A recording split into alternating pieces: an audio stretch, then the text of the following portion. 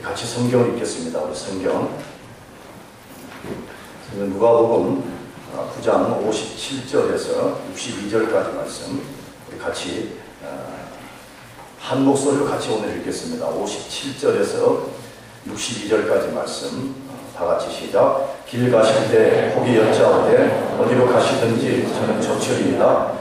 예수께서 가라사대 여우도 굴이 있고 몽둥이에 새도 집이 있으되 인자는 머리 들 곳이 없도다 하시고 또 다른 하나님의 나라에 숫자하시니 그 아버지의 내 부친을 장사하게 허락하옵소서. 가라사대 죽은 자들로 자기의 죽은 자들을 장사하게 하고 너희 가서 하나님의 나라를 전파하라 하시고 또 다른 사람이 가로되 주여 내가 자주 죽겠나이다 하면 나로 먼저 내 가족을 작별케 허락하소서. 예수께서 이르시되 손에 쟁기를 잡고 이를 돌아보는 자는 하나님의 나라에 합당치 아니하니라 하시니라. 아멘. 요즘 제가 설교를 할 때마다 여러분에게 질문을 계속 던졌습니다. 우리 장년들에게도 그랬고 지난 금요일 대학부에게도 질문을 던졌는데요. 오늘도 질문을 던져보려고 합니다. 예수님은 친절한 분이셨을까요? 냉정한 분이셨을까요? 예수님은 온건한 분이셨을까요? 아니면 급진적 아주 레디칼한 분이셨을까요? 답은 둘 다였다고 생각합니다. 예수님은 죄로 인해서 무력함 가운데 있는 인간들에게는 아주 친절한 분이셨습니다.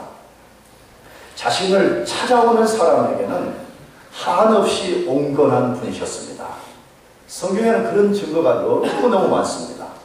근데 그 중에 우리가 한 5개 정도만 살펴보려고 그러는데, 첫째로는 이 남편을 5명이나 둬서 사회적으로 부정한 여인이라고 낙인이 찍힌 사마리아의 한 여인이 예수님을 만났을 때에 그 사회가 다 그 여자를 배척했습니다. 그래서 그 여자가 사람들의 눈을 피해서 낮 시간 동안에 우물물을 길러 나온 겁니다.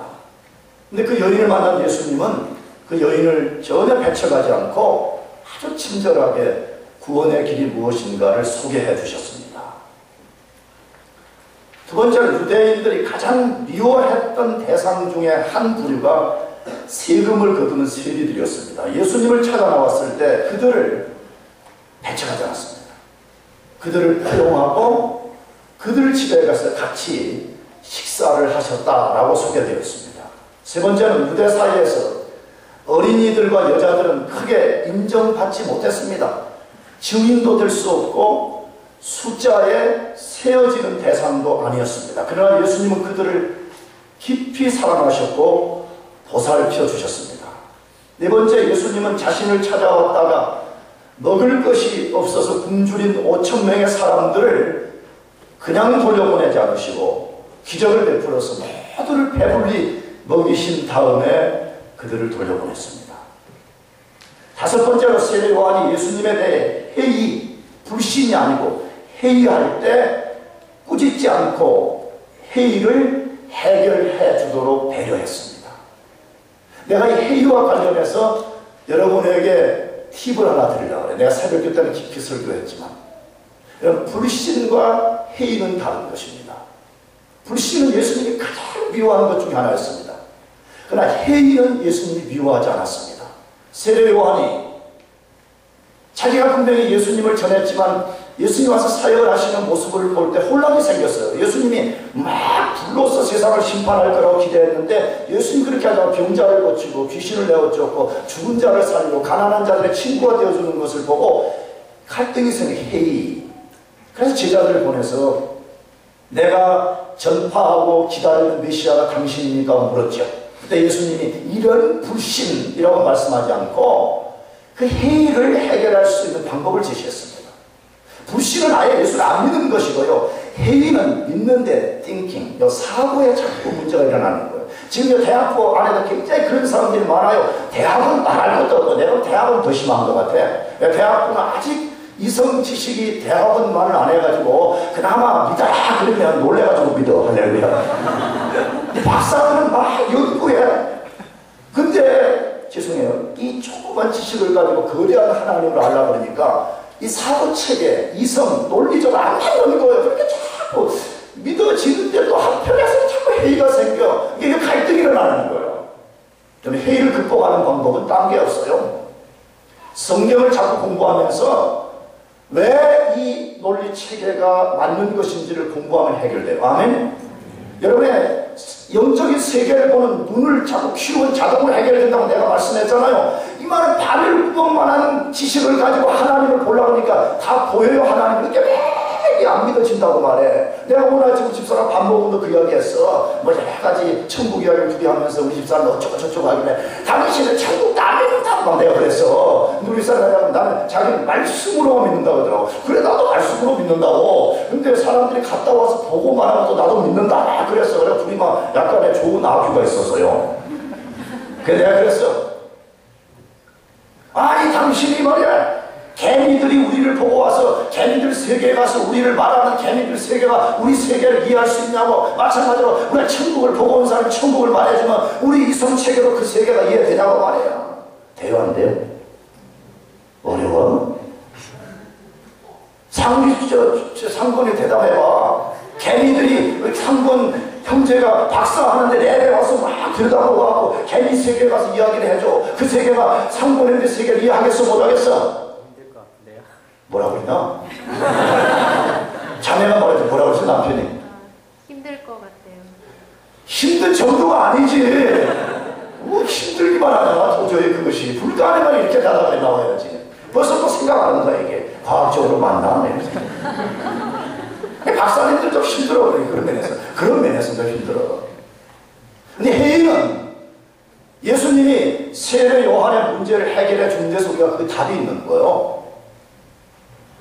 내가 너가 기다리는 메시아다라는 것을 성경의 약속과 현재 내가 하고 있는 이 사역 두 개를 잘 비교해보라는 거예요. 그래서 그게 맞다면 내가 성경이 예언하는 메시아이다. 그러므로 너는 너의 회의를 해결하라는 거 아니에요. 근데 공부 안 해. 혼자서만 생각하는 거예요. 그러니까 죽을 때까지 회의하다가 죽어. 그러면 어떻게 되겠어요? 하나님 앞에 쌓은 헌신도 한 것도 없고 무덤에 회의하다가 죽다. 고 이상권 형제 회의하다가 죽다. 이렇게 되는 거예요. 그렇게 안 되기를 축복합니다. 예수님은요, 회의하는 사람들에게 세심한 배려를 해서 이걸 어떻게 극복할 것인가. 예수님은 그런 아주 친절한 분이셨고 온건한 분이셨습니다. 그러나 예수님이 아주 냉정하고 아주 급진적인 분이셨음을 동시에 성경은 소개합니다. 어떤 면에서 그러셨을까요? 인간이 죄를 버리고 하나님께 돌아가게 하는 데 있어서는 그러셨습니다. 인간이 죄를 버리고 구원을 얻게 하는 데 있어서는 그러셨습니다. 인간이 죄를 버리고 예수님을 따라 그리스도의 제자가 되게 하시는 데서는 그러셨습니다. 이 부분에 있어서는 친절함 없었습니다. 이 부분에 있어서는 온건함, 타협은 조금도 없는 분처럼 비춰졌습니다. 왜 그러셨을까요? 그 레디칼한 요구에 응답하는 사람만이 그리스도의 제자가 되기 때문에 그렇습니다. 여기 그리스도의 제자가 된다는 말은 교회에서 제자 훈련을 받는 좀 더 헌신된 사람을 말하는 것이 아닙니다. 예수님을 믿어서 구원받은 모든 사람을 가리키는 말입니다. 성경은 마데테스라고 하는 헬라어의 제자라는 단어를 넓은 의미와 좁은 의미로 쓰는데, 좁은 의미로는 예수님의 사도들이 12명에게만 한정된 이야기입니다. 그러나 넓은 의미로는 모든 예수 믿는 사람들을 그리스도의 제자가 그렇게 말합니다. 그래서 마태복음 28장 19절 20절 아까 인용한데 너희는 가서 모든 족속으로 뭘 삼아라? 제자를 삼아라. 그렇게 말. 그 말은 그리스도인이라는 말은 동의요. 좀 더 헌신해서 제자 훈련을 받는 사람을 말하는 것이 아니라 모든 예수 믿는 사람을 다른 말로는 제자가 그렇게 말씀하는 것입니다. 예수님은 자신의 제자가 되는 사람, 다른 말로 하기에는 구원 받고 예수님을 주로 모시고 살기를 원하는 모든 사람들에게는 아주 냉정하고 급진적 요구를 하셨다는 사실인 것입니다. 그것을 가장 잘 보여주는 성경이 오늘 본문의 말씀입니다. 본문의 내용을 읽었듯이 세 사람이 등장을 합니다. 그 중에 어떤 사람은 예수님을 따르겠다고 자원을 했고, 어떤 사람은 예수님으로부터 직접 따라오라는 부르심을 받았습니다. 두 사람이 조건을 걸기는 했지만 세 사람 모두가 따르겠다고 했습니다. 여기 따른다, 쫓아오라, 따른다 하는 이 말은 성경의 테크니컬 워드입니다. 전문 용어입니다. 아까 말씀드린 제자, 헬라어 마데테스라는 말 속에 들어있는 말입니다. 헬라어 마데테스라는 말은 배우는 자, 따르는 자라는 의미를 담고 있습니다. 그러므로 나를 따라오너라. 예, 제가 따라가겠습니다. 그 말 속에는 뭐가 있어요? 나는 당신의 뭐가 되겠습니다? 제자가 되겠습니다. 나는 이제부터 예수님 당신을 나의 세이비어, 나의 주님으로 모시고 살겠습니다. 그 고백을 하고 따라간다 그 말이에요. 그런데 오늘 이 본문 세 사람 보게 되면 다 조건을 걸었지만 따라간다 그랬어요? 안 따라간다 그랬어요? 따라간다 그랬잖아요. 조건을 걸었지만 다 나 따라가겠습니다. 그렇게 했잖아요. 그렇잖아요.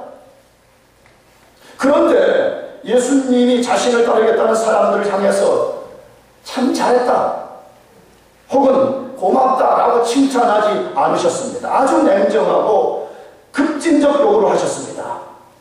본문을 보면 예수님이 그 사람들 보고 예수님 자신을 따라오지 못하게 하는 듯한 인상을 풍겼습니다.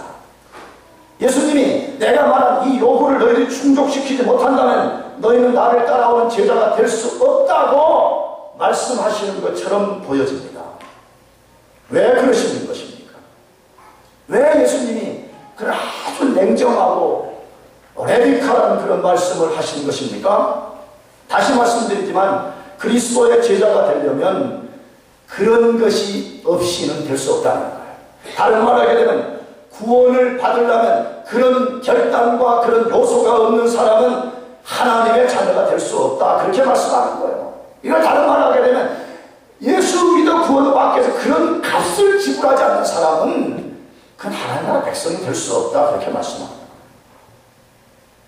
그렇다면 예수님을 따라가려면, 구원받으려면, 그리스도의 제자가 되려면 어떻게 해야 되는가 하는 것이에요.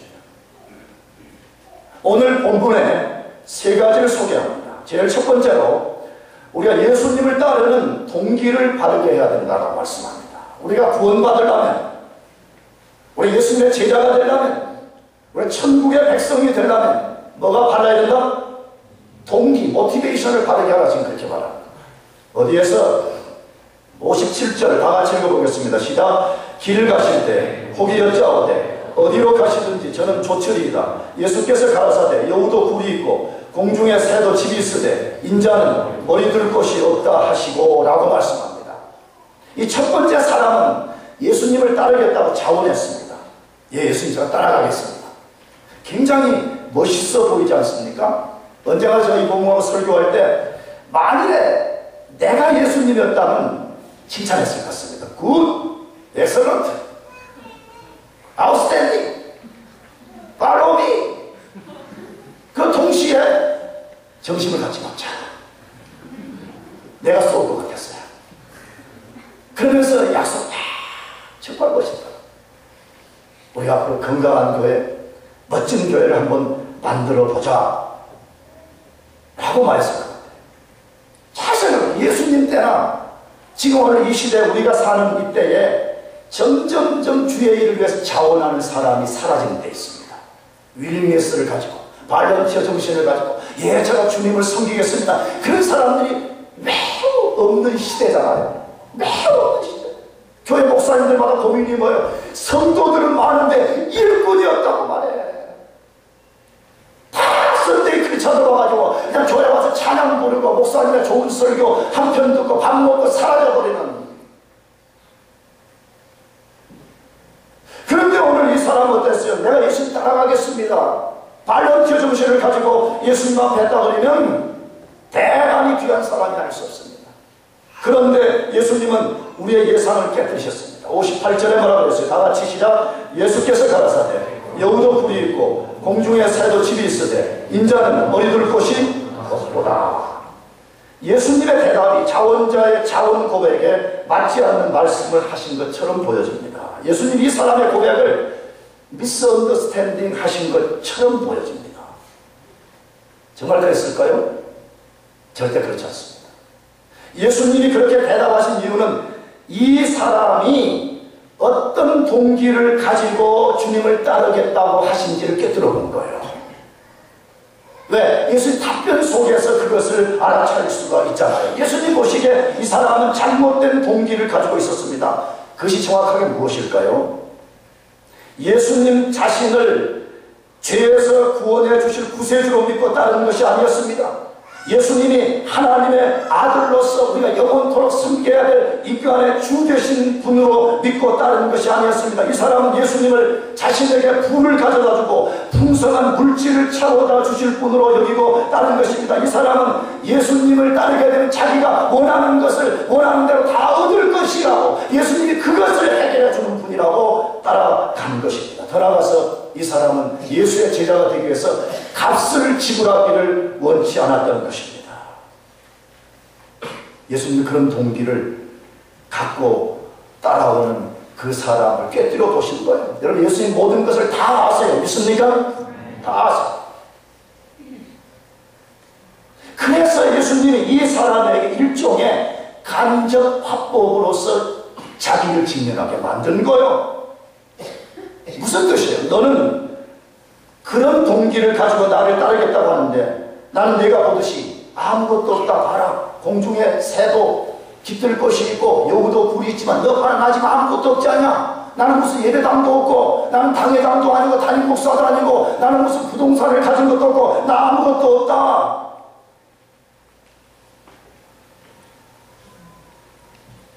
너 그래도 날 따라올 수 있겠냐는 거예요. 너가 원하는 것을 내가 채워주지 못할지라도 넌 진짜 그래도 날 따라올 수 있겠나, 지금 이렇게 말씀하시는 거지. 여러분, 이 속에 아주 냉정하고 급진적이고 패러독스를 담고 있는 거지. 나 따라오면 병 고쳐줄 것이다. 나 따라오면 부자 될 것이다. 나 따라오면 좋은 데 시집갈 것이다. 아니, 나 그런 거 책임지지 못한다. 나 따라오면 공부 잘할 것이다. 나 책임지지 못한다. 너 그래도 나를 따라올 수 있겠느냐?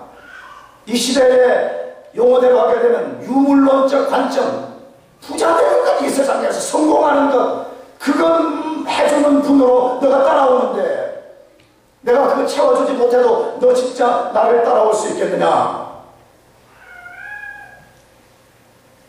예수 도전하십니다. 그런데 예수님의 이 말씀을 들은 그 사람의 반응, 이것을 보면 저는 이 사람이 예수님 따라가는 것을 포기했다고 믿는 사람이에요. 왜? 본문에 보면 만일에 그런 레디컬한 말씀을 듣고도 예, 저는 예수님 끝까지 따라가겠습니다 그랬다면 분명히 누가가 그는 그렇지만 예수님을 따라가라 이렇게 썼을 거예요. 근데 본문에 그의 이야기가 더 이상 전개되지 않아요. 아마 그 요구를 듣고 바람처럼 사라져버린 거죠. 이 본문을 잘 들여다보세요. 잘못된 동기를 가지고 예수님을 따르기로 한 사람은 그것이 채워지지 않게 되면 실망하고 예수님 부인하고 떠나버려요. 교회도 그래요. 여러분도 경험하셔도 30년 가까이 목회하면서 보면요, 예수님을 잘못된 기대를 갖고 따랐다가 그게 안 채워지면 실망하고 예수 부인하고 떠난 사람들이 얼마나 많은지 몰라요. 그러나 만일 이 사람이 예수님의 그런 말씀에도 불구하고 예수님을 따랐다면 구원은 받았을 것이고 예수님의 제자가 되었을 것이고 패러독스로 예수님이 진짜 그의 삶을 채우는 주인이 되었을 것입니다. 할렐루야. 여러분이 예수님 무엇 때문에 따라가요? 여러분이 예수님이 누구라고 여기고 따라가는 거예요? 오늘 누가는 우리에게 말씀합니다. 우리가 진짜 예수 그리스도의 제자가 되려면, 진짜 구원받는 하나님의 백성이 되려면 우리가 예수를 따라가는 동기, 모티베이션이 무엇인가를 점검하라고 말씀합니다. 여러분 모두가 예수님은 나의 필요를 채워주는 요술, 방망이가 아니라 그분이 여러분의 주이신 것, 그분이 여러분을 죄 가운데서 건져주시는 구원자라는 것을 믿고 따라가기를 축복합니다. 두 번째로 우리 예수님의 제자가 되려면, 예수님을 따라가려면 어떻게 해야 돼? 예수님께 우선순위를 둬야 된다고 말씀합니다. 예수님에게만 우리 삶의 우선순위를 둬야 된다. 59절 상반절에 이렇게 되어 있어요. 또 다른 사람에게 나를 쫓으라 하시니 라고 말. 이제 다른 사람, 제 두 번째 사람이에요. 이 사람에게 나를 뭐하라? 쫓아오라. 예수님이 이 사람에게 직접 나를 따라오라 라고 불렀습니다. 이런 생각했어요. 예수님이 누구인가를 진짜 우리가 안다면, 예수님으로부터 직접 부름을 받았다면 영광스러워야 안 영광스러워요? 영광스러운 거죠. 예수님 동네 아저씨로 하니까 자기를 불러줬다는 것이 감흥도 없고 그런 거예요. 나는 내가 졸업한 니버리의 신학교의 위대한 제리 포엘 목사님이, 원래 그분이 미국의 대통령으로 나오라고 수많은 권유를 받았던 사람이에요. 우리 니버리 갔다 온 여기 친구도 대학도 있어요. 정말 미국의 전설적인 인물이지. 근데 그는 단호하게 대통령 제안을 거절했습니다. 왜? 내가 잠깐 하다가 있을 이 대통령이라는 자리 때문에 영원한 왕자를 잃어버리고 싶지 않다고 그렇게 한 거예요. 그게 당당한 거예요. 당당. 나는 교만으로 말하는 것이 아닙니다. 나는 예수님이 나를 불러주셨다는 사실은 매우 프라우드하게 있는 사람입니다. 왜? 하늘과 땅과 상천하지의 하나님 그분이 저와 여러분을 하나님의 백성으로 불려주었다는 이 사실이 자랑스럽지 않습니까? 안 자랑스러워요? 신주요? 이거나?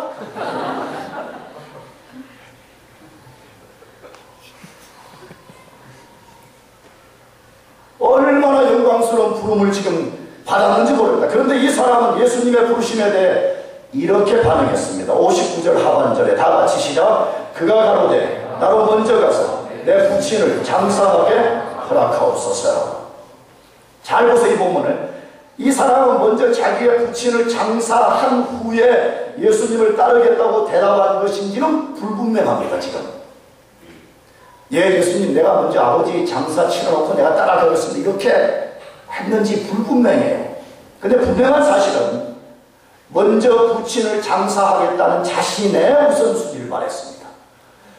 내가 내 이 일 먼저 해놓고 따라가겠습니다 라고 말했습니다. 잘못된 것이 전혀 없어 보입니다. 아들이 죽은 아버지의 장례를 치르는 것은 가장 긴급하고 우선된 일입니다. 동양 문화에서 부모가 죽었을 때 정성을 다해서 장례를 치르는 것은 매우 중요한 일입니다. 그러므로 이 사람이 아버지의 장례를 치르고 따르겠다고 하는 것은 크게 잘못되어 보이지 않습니다. 그런데 예수님이 이 사람에게 아주 레디칼한 요구를 합니다. 60절에 다 같이 시작. 가라사대 죽은 자들로 자기의 죽은 자들을 장사하게 하고 너는 가서 하나님의 나라를 전파하라. 가라사대 죽은 자들로 자기의 죽은 자들을 장사하게 하고 너는 가서 하나님 나라를 전파하라고 말씀합니다. 다시 말씀합니다. 아주 냉정한 요구입니다. 아주 레디칼한 요구입니다. 왜 이런 요구를 하신 것입니까? 예수님은 죽은 아버지를 무시하라고 그렇게 하신 것입니까? 자식이 부모에 대해 가져야 되는 도리를 행개치라고 그렇게 말씀하시는 것입니까? 그렇지 않습니다. 여러분 성경 수많은 것을 읽어보세요. 하나님 예수님은 자기 가족을 사랑하라고 말씀하십니다. 그래서 구약 성경은 탁 펴면 우리가 알듯이 10계명에 인간이 지켜야 될 첫 번째 계명 항목에 내 부모를 뭐하라? 공경하라. 여러분 내가 자주 말씀드려요. 여러분 부모를 공경해야 돼요. 아멘? 부모를 공경하지 않는 사람은 하나님을 공경하지 않는 사람은 부모를 공경하지 않는 사람은 하나님으로부터는 복이 없어요. 예수를 잘 믿는다는 말은 부모 행개치라는 말이 절대로 안 해요. 예수님 다음으로 부모님을 존경해야 돼. 아멘? 틱틱거려도 안 돼. 내가 자주 말하죠. 부모를 공경하는 사람이 전화할 때 아버지 돈 좀 보내주세요. 안 보내준다. 돈이 없다. 아이고 이제 진짜 빵. 그런 사람 지옥 가려고 힘쓰는 거야? 없다고요? 예, 알겠습니다. 아버님 잘 지내십시오. 이래야지. 아멘? 이 정도의 아멘이 없을까? 아버지한테 돈 안 받는다 이거지. 공소형제 자급자족이다 이거지. 부모를 공경하라는 말 속에는 심지어 틱틱거림도 갖지 말라는 뜻이 들어있어요.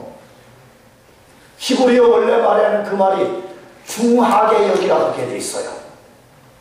부모는 돈이 많아서 부모가 사회적으로 높은 지위에 있기 때문에 우리가 리스펙트하는 것이 아니에요. 부모는 부모 그 자체가 우리가 중하게 여겨야 될 뿐이라는 거예요. 무겁게 여겨야 될 뿐이라는 거예요. 가볍게 아무렇게 대하면 안 된다는 거예요. 믿습니까?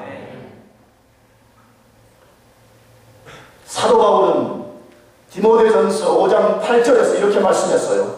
누구든지 자기 친족, 특히 자기 가족을 돌아보지 아니하면 믿음을 배반하는 자요, 불신자보다 더 악한 자니라 했어요. 예수 믿는다고 가요 팽개치는 사람들은 불신자보다 악하다고 했습니다. 그러므로 성경의 기본적인 가르침은 우리의 부모, 우리의 가족들을 매우 사랑하라고 말씀해요. 그렇다면 왜 이 사람에게는 예수님이 그렇게 말씀하셨을까 하는 것입니다. 제자가 되기 위해서는, 구원을 얻기 위해서는, 하나님의 자녀가 되기 위해서는 방금 그런 것보다 더 긴급하고 우선순위에 놓아야 될 것이 있다는 거예요. 그걸 다른 말로 하게 되면 주님을 제일로 사랑하라는 거예요. 믿습니까? 주님을 제일로 사랑하고 그 다음에 가족이라는 거예요. 이 우선순위, 이 긴급성을 바로하지 않는 사람은 절대로 구원받을 수 없다는 것이에요.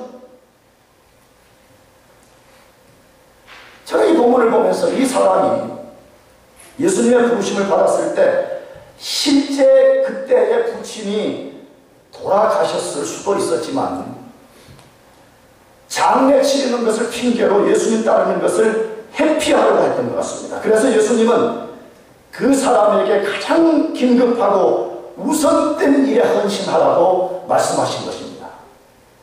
그 긴급함과 우선된 일이 무엇이라고요? 다시 읽어보면 죽은 자들로 자기의 죽은 자들을 장사하게 하고 너는 가서 하나님의 나라를 전파하라. 이 본문도 잘 봐야 되죠.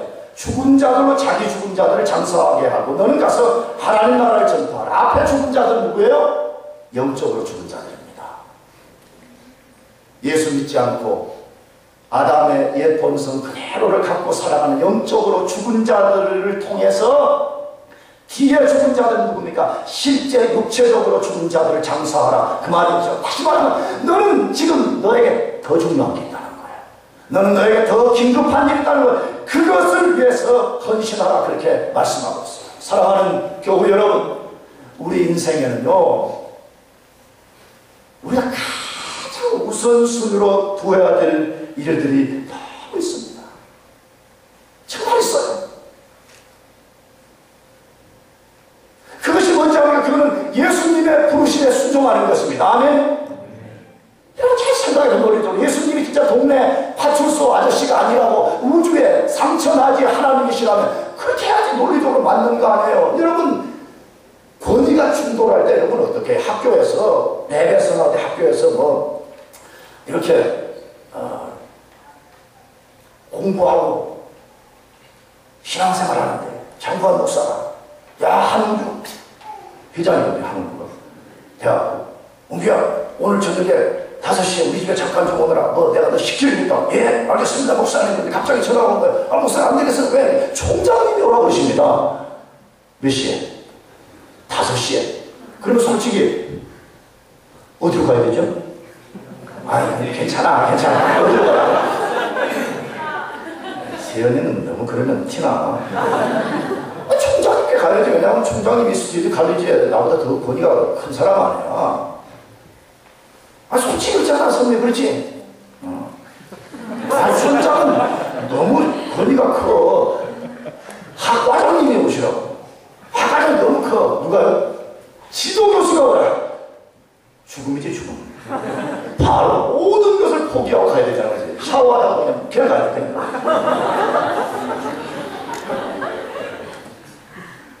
아니 우리가 항상 보면 이 권위가 충돌하면 더 큰 권위자의 부름에 순종하는 것이 당연한 거잖아요.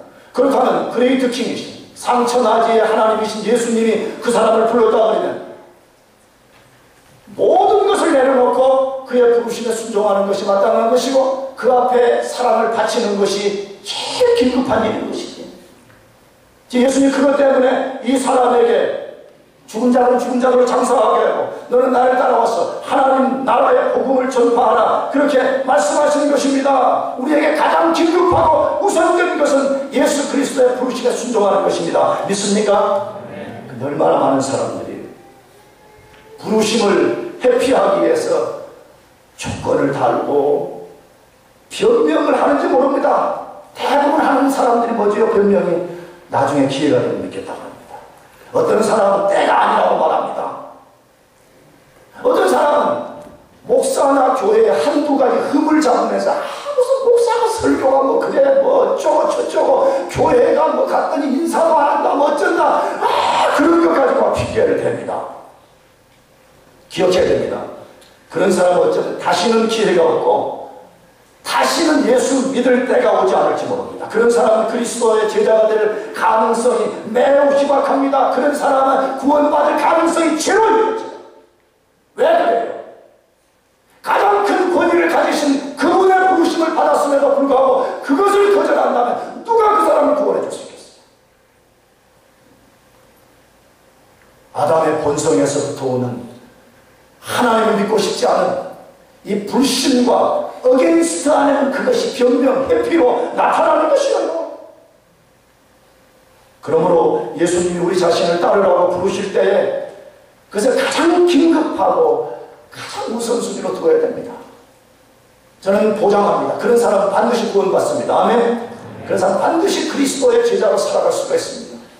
여러분 구원받아서 예수 그리스도의 멋진 제자들로 살아가기를 축복합니다. 마지막 세 번째로 우리 예수님 따라가려면 구원받으려면 그리스도의 제자가 되려면 어떻게 된다고요? 세상에 미련을 두지 말아야 된다고 말씀합니다. 세상으로부터 우리가 완전히 떠나와야 된다고 말씀합니다. 어디에서?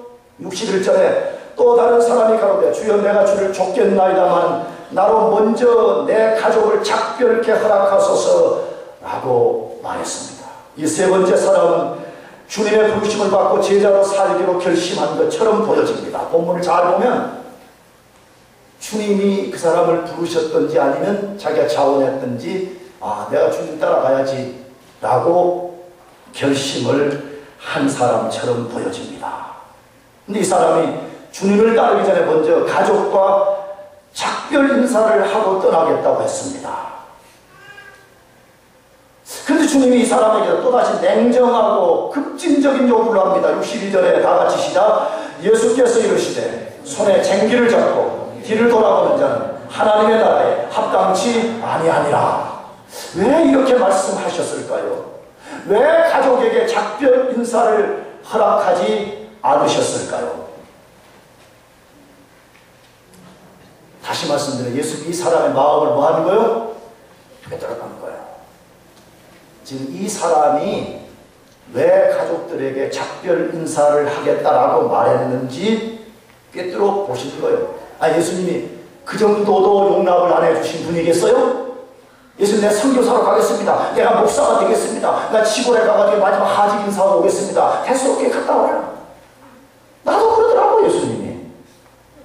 예수님 목사님 되겠습니다. 예수님이 안 된다. 지금 바로 가라. 전라남도 강릉 보면 시골 1130원이 갔다 올 시간도 없다.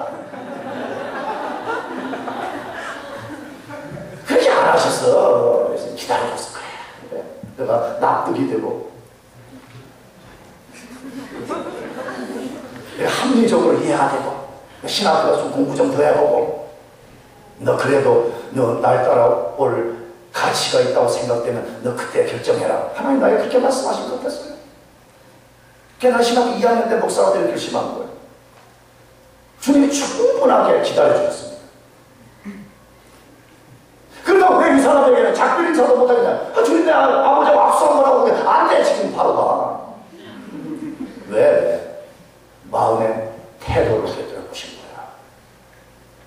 이 사람이 겉으로는 내가 가족들에게 작별 인사를 하고 오겠습니다 그렇게 말했지만 마음속에는 무서운 갈등이 일어나는 거예요. 뭐요? 내 사랑하는 가족들을 등지고 내가 이 세상이라고 너무 좋아하고 너무 매력적이고 너무 환상적인 이 세상을 내가 뒤로하고 내가 주님을 따라간다고 갈등이 생기는 거예요. 근데 그걸 포장해서 말하는 거지. 뭐라고?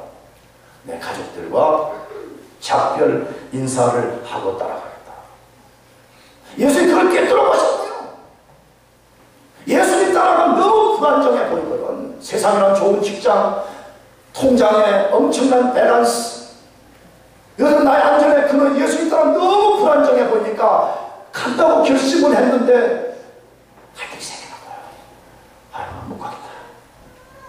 다시 뒤돌아보는 거지. 다시 뒤돌아보는 거지.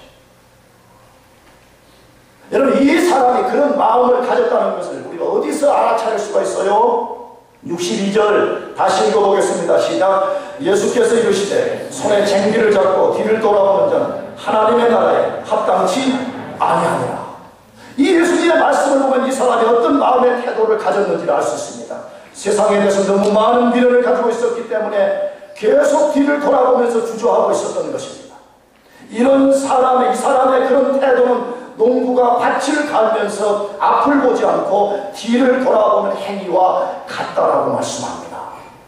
여러분, 농부가 밭을 가려면 표대를 세워놓고 소를 몰고 딱 그것을 보고 달려가야 됩니다. 걸어가야 됩니다. 이렇게. 근데 자꾸 뒤를 돌아보면 이거 소가 어디로 갔는지 자기가 어디로 갔는지 모르니까 어떻게 돼요? 갈아놓은 밭고랑이 엉망진창이 돼버립니다. 나는 시골 출신이어서 이것을 너무 잘합니다. 아까 말했잖아요. 전라도 강릉으로 오고 신국이 1132번지. 여러분 모르시죠? 어딘지? 그 지리산에서 뻗쳐온 소백산맥 그 부분에 있는데요. 아무도 몰라. 여러분 중에 아무도 몰라. 얼마나 쉬워. 내가 거기서 밭 갈아와서 밭을 가려면 딱 앞을 보고 이라 이쪽으로 이라 이렇게 해봐요. 조금 가다 되더라. 어떻게 됐지? 그럼 엉망이 돼버리는 거야. 엉망이 돼버려요. 주님이 지금 뭘 말씀해요? 너희가 나의 부르심을 입었냐? 그렇다면 너희가 좋아하는 것, 너희가 그토록 매력적으로 느꼈던 그것들을 완전히 끊어버리고 너희가 이제 앞으로 나가라는 거예요. 너희가 과거에 버리고 또 나온 세상을 동경하지 말고 너희가 앞을 향해서만 나가라, 그렇게 말씀하고 있는 것이 아니에요. 여러분, 이것이 없는 사람은 그리스도인이 될 수 없다고 말해. 이것이 없는 사람은 구원받은 사람이 아니라고 말해. 이것이 없는 사람은 그리스도의 제자가 될 수 없다고 말해. 나는 여러분 이제 호소해요. 나도 그러고 싶어. 교회 오면 여러분 다 좋다고 훌륭하다고 그렇게 말해주고 서로 그냥 상처 안 받으면 좋겠어. 그러나 교회는 그런 거 하는 단체가 아니에요. 우리가 죽느냐 사느냐를 결정하는 거 아니에요. 천국에를 가느냐 지옥에를 가느냐를 결정을 내는 것인데, 아니 그런 거 하고 있으면 어떻게 되겠어. 나는 진짜 여러분이 여기서 100명, 200명 있다면 199명이 다 구원받고 내가 맨날 세게 하고 상처받아도 나는 별로 그렇게 개의치 않아요. 근데 한 사람이 그래도 구원받으면 할렐루야야. 이 수준 높은 말 이해하겠어? 이해되죠? 상권 이해되죠? 그 한 사람이 구원 못 받아서 지옥에 떨어지면 어떻게 되냐고. 그게 나는 그냥 그 사람이 구원 받을 때까지 나를 할 거야. 포기하고, 아이 목사님 나 지옥 갈 겁니다, 그렇게 하면 할 때까지, 아니면 천국 갈 겁니다 할 때까지, 둘 중에 결단을 내릴 때까지 할 거예요. 뒤돌아보면 그리스도의 제자가 될 수 없습니다. 창세기 19장 26절에 롯의 아내는 뒤를 돌아본 거로 소금 기둥이 되었더라라는 말씀이 있습니다. 여러분, 이 말씀의 백그라운드는 뭐지요? 하나님이 소돔과 고모라를 불과 유황으로 멸망을 시키겠다고 선언하십니다. 그러면서 하나님이 롯의 가족들에게 말씀해서 절대 소돔성을 빠져나올 때 뒤를 돌아보지 말라, 그렇게 말씀했습니다. 그런데 롯의 처가 집에 두고 온 소유, 그 화려했던 소돔 고모라라는 세상을 포기할 수가 없었습니다. 그래서 뒤를 돌아보다가 소금 기둥이 되었다라고 말씀합니다. 여러분, 이것은 우리가 주목해서 들어야 되는 성경의 메시지입니다. 무슨 고고하게 이야기하려고 하는 것이 아닙니다. 우리가 세상을 돌아보는 사람, 예수를 따르겠다고 시작했다가 뒤를 돌아서 다시 세상으로 돌아가는 사람은 롯의 처와 같이 되는 날이 올 것이라는 것을 심볼로 보여주는 것입니다. 계시록 18장 2절에서 4절, 우리 성경 마지막으로 읽어보겠습니다. 다 같이 시작. 힘센 음성으로 외쳐가라. 무너졌도다 무너졌도다. 큰 성 바벨론이여, 귀신의 처소와 각종 더러운 영에 모이는 곳과 각종 더럽고 가증한 새에 모이는 곳이 되었도다. 은행의 진노의 포도주를 나여 만국이 무너졌으며 또 땅의 왕들이 그로 더불어 운행하였으며 땅의 상고들도 그 사치의 세력을 인하여 치부하였도다 하더라. 또 내가 들으니 하늘로서 다른 음성이 나서 가로되 내 백성아 거기서 나와 그의 죄에 참여하지 말고 그의 받을 재앙들을 받지 말라. 여러분 이 말씀이 뭐예요? 우리 수요일 요한계시 오후마다 요한계시 지난주에 이거 공부했거든. 하나님을 대적하는 5 동맹자들이 있는데 그 중에 하나가 세상입니다. 세상. 여러분이 좋아하는 세상. 근데 그것을 17장에서 바벨론이라고 쓴 거예요. 왜? 그것도 신학적 다 이유가 있어. 바벨론이라고 붙이는 것은. 근데 이 바벨론이 무너질 것이다라는 미래형으로 쓰지 않고 뭘로 썼어요? 무너졌도다 과거형으로 썼어요. 왜 그랬다 그랬어요? 선지자적 과거형. 하나님 반드시 이루실 일은 구약 성경, 신약 성경에 보면 선지자적 예언법 과거형을 씁니다. 앞으로 이 세상은 반드시 무너질 것이라고 확정적으로 말씀합니다. 그럼 왜 이 세상이 무너진다고 18장 2절 이하에 말씀했어요? 세상은 각종 더러운 영들의 처소요, 악령, 귀신들의 처소이고 영적인 음행을 통해서 사람들로 하여금 하나님께 죄를 범하고 하나님을 떠나 살게 만들었기 때문에 하나님이 그것을 반드시 심판한다고 말씀하고 있습니다. 그래서 성경에 뭐라고 말씀하는데요? 그러므로 하나님의 백성은 거기서 나와서 그 죄에 참여하지 말고 세상이 받을 재앙을 받지 말라라고 말씀합니다. 믿습니까? Come on, baby! 내가 수요일과 그 이야기에서 Come on, baby. 어디서 나오라고? 여러분 성경에 진리인 것을 믿는다면 그 세상에서 나와야 돼요. 믿습니까? 그리스도를 믿는 사람들, 믿기로 결심하는 사람들은 세상에 미련을 두어서는 안 됩니다. 세상을 돌아볼 필요도 없습니다. 여러분 잘 생각해봐요. 그토록 좋아하는 세상이 여러분이 해준 게 뭐가 있어요? 젊은이들은 생각하냐, 목사님 당신은 50살 살아봤으니까 그러지 우리는 이제 살아 그러잖아요. 살아보니까 별것 없더라는 거야. 그리고 세상 버리면 목사님 내가 무슨 재미로 살죠? 내 쾌락은 어디서 찾지요? 패러독스를 알아야지. 진짜 예수 안에 살면 진짜 즐거움, 진짜 거룩한 쾌락이 생깁니다. 그걸 맛본 적이 없으니까 내가 이야기했잖아. 학교 앞에 불량식품만 먹고 살던 인간이 어느 날 지리산에 나온 송이꿀 맛보면 불량식품 먹으라고 해도 안 먹어. 상관이 어떻게 생각해? 예수 그리스도로부터 하나님의 사랑을 맛보았는데 그것보다 세상에 좋은 것이 없는데 뭐하러 세상을 기웃거리냐고. 그걸 맛본 적이 없으니 맨날 학교 앞에 불량식품을 그리워. 예수 안에만 거룩한 사랑이 있고 예수 안에만 거룩한 생명이 있고 예수 안에만 진짜 목마르지 않는 쾌락이 그 속에 있습니다. 여러분 진짜 예수님의 제자가 되고 싶다면 세상으로부터 천국으로 넘어온 다리에 불을 질러 그 다리를 끊어버려요. 배수의 진을 쳐요.